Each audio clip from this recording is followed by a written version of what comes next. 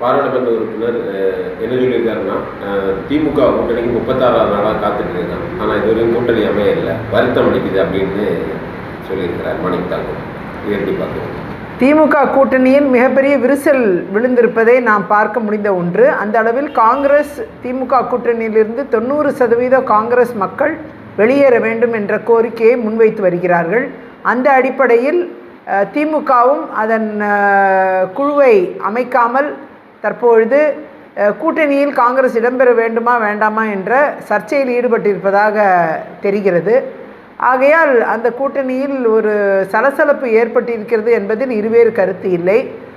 அதே நேரம் இந்த இரண்டு கட்சிகள் மத்தியில் ஒரு மிகப்பெரிய விரிசல் ஏற்பட்டிருப்பதை பார்க்க முடிகிறது.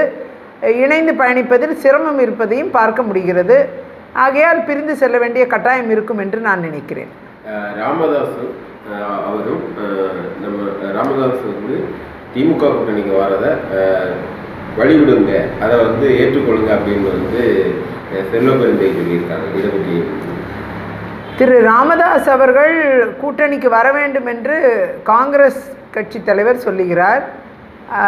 ஆனால் திமுக கூட்டணிக்குள் ராமதாஸ் அவர்கள் வருவதென்றால் விடுதலை சிறுத்தை கட்சி வெளியிலே சென்று விடுவோம் என்று திரு திருமாவளவன் அவர்கள் தெளிவான கருத்தை சொல்லியிருக்கிறார்.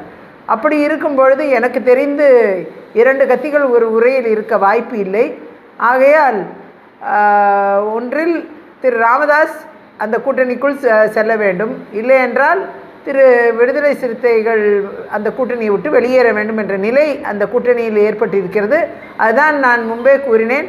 இந்த கூட்டணி திமுக கூட்டணியில் மிகப்பெரிய சலசலப்பு ஏற்பட்டிருக்கிறது. இந்திய அளவில் இந்த கூட்டணியின் பெயர் இண்டி கூட்டணி. ஆனால் இதுவரை இண்டி கூட்டணி என்று ஒரு தடவை கூட திரு மு.க. ஸ்டாலின் முதலமைச்சர் அவர்கள் கூறியதே கிடையாது. திமுக கூட்டணி என்று தான் கூறியிருக்கிறார். ஆகையால் அந்த கூட்டணியில் இண்டி கூட்டணி என்று கூறாமல் இருப்பது கூட காங்கிரஸ்காரர்கள் மத்தியில் வருத்தம் இருக்கிறது. ஆகையால் என்னை பொறுத்தவரை அந்த கூட்டணியில் மிகப்பெரிய வலுவிழப்பு ஏற்படும் என்பதுதான் வருங்காலங்களில் எதிர்பார்க்க வேண்டிய ஒன்றாக இருக்கிறது. 2026 சட்டமன்ற தேர்தல் என்டிஏ கூட்டணி எந்த அளவுக்கு வெற்றி பெறும்னு நினைக்கிறீங்க? அது எந்த லெவல் டிஜிட்டல் வரும்னு? தேசிய ஜனநாயக கூட்டணி என்டிஏ கூட்டணி அதிமுக தலைமையிலான கூட்டணி தமிழகத்தில் உருவாக்கப்பட்டு இருக்கிறது. பல்வேறு கட்சிகள் படிப்படியாக இணைந்து இது வலுப்பெற்ற கூட்டணியாக மாறி இருக்கிறது. பல ஆண்டு காலமான கோரிக்கை தமிழ்நாடெங்கும் மகாசிவராத்திரிக்கு பொது விடுமுறை வேண்டுமென்ற கோரிக்கையை பல தடவை சட்டமன்றத்தில் பேசியிருக்கிறேன்.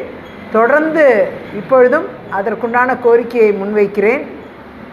தமிழ்நாடு அரசு உடனடியாக மகாசிவராத்திரிக்கு பொது விடுமுறை அறிவிக்க வேண்டும் என்று மக்களின் கோரிக்கையை ஏற்று இந்த ஆண்டாவது நிறைவேற்றுவார்கள் என்று நம்புகிறேன். பொறுத்திருந்து பார்ப்போம். பிளே ஸ்டோர் மற்றும் ஆப் ஸ்டோரில் இருந்து பாலிமர் செயலியை QR கோடு மூலம் பதிவிறக்கம் செய்யுங்கள். செய்திகளை உடனுக்குடன் பெறுங்கள்.